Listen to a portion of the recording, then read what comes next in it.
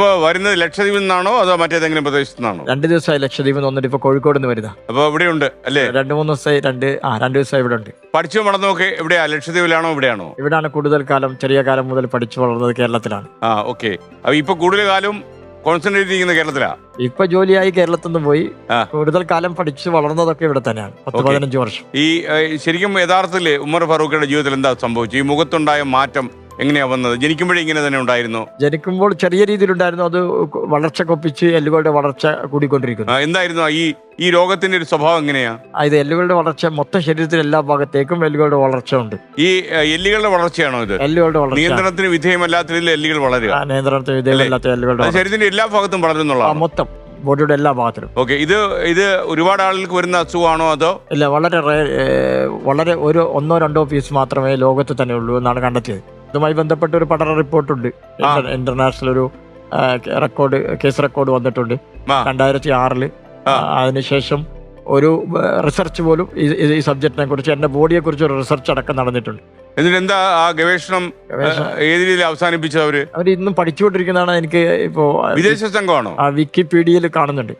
വിക്കിപീഡിയയിൽ ലോകത്ത് 2 പേർക്ക് വന്നിട്ടുള്ള ഒരു അസുഖത്തിനാണ് നമുക്ക് 1-2 എന്നാണ് അതിൽ റെയർ കേസ് എന്നൊക്കെയാണ് പറഞ്ഞിരിക്കുന്നത്. അപ്പൊ വേറെ ഒത്തിരി ഈ മരുന്ന് ഗവേഷണവുമായിട്ടൊക്കെ ബന്ധപ്പെട്ട ആൾക്കാരെ സമീപിക്കുകയോ അങ്ങനെ എന്തെങ്കിലും ചെയ്തോ? ഇല്ല, ഞാൻ അങ്ങനെയൊന്നും സംഭവിച്ചിട്ടില്ല. ഇല്ല, അങ്ങനെ സംഭവിച്ചിട്ടില്ല അല്ലേ?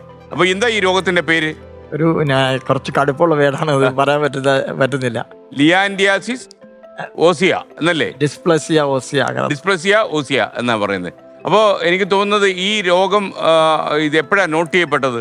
ഇത്ര വയസ്സുള്ളപ്പോഴാണ് ഇത് ശരിക്കും 2006 ഞാൻ ഡിഗ്രി പഠിക്കുന്ന കാലഘട്ടത്തിൽ MES പൊന്നാനിയിൽ ഒരു ആക്സിഡന്റ് ആവുന്നു. ദ്വീപിൽ നിന്ന് ഒരു വെക്കേഷന് നാട്ടിൽ പോയ സമയത്താണ് ആക്സിഡന്റ് ആവുന്നത്.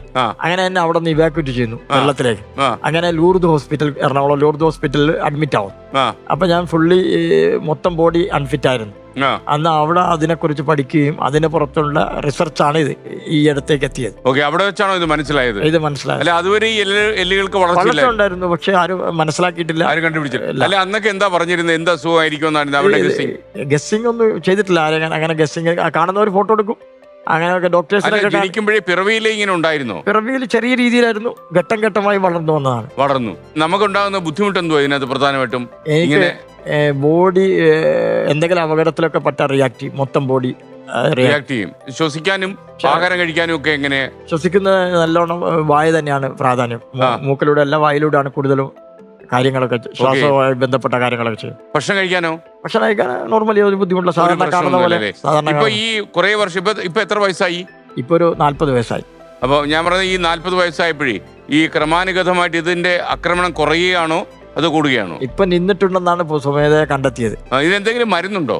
ഇല്ല, മറ്റൊന്നുമില്ല. ഒരു മെഡിസിനും ഇല്ല, ഇതുവരെ കണ്ടുപിടിച്ചിട്ടില്ല എന്നാണ് റിപ്പോർട്ടിൽ. കണ്ടുപിടിക്കാനുള്ള ശാസ്ത്രീയ ഗവേഷണങ്ങൾ നടക്കുന്നതായിട്ട് അറിയാമോ? ഗവേഷണങ്ങൾ നടക്കുന്നുണ്ട് ഉണ്ട് അല്ലേ? കാരണം ഇത്രയും റെയർ കേസാണ്, റെയറസ്റ്റ് എന്ന് വേണമെങ്കിൽ പറയാവുന്നത്. 2-3 പേർക്കേ ഉള്ളെന്ന് പറഞ്ഞാൽ അതും ഇൻ ദ വേൾഡ് എന്ന് പറയുമ്പോൾ ഇത്രയും കൂടി മനുഷ്യ ലോകത്തില്ലേ? അപ്പൊ വളരെ റെയർ ഒരു സംഭവമാണ്. ഈ ഹെലൻ കെല്ലർ അവാർഡ് കിട്ടിയിട്ടുണ്ടല്ലേ ഗവൺമെന്റ്? അതെന്തുമായി ബന്ധപ്പെട്ടതാ? ഭിന്നശേഷി മേഖലയിലെ റോൾ മോഡലായിട്ട് കിട്ടിയതാണ്.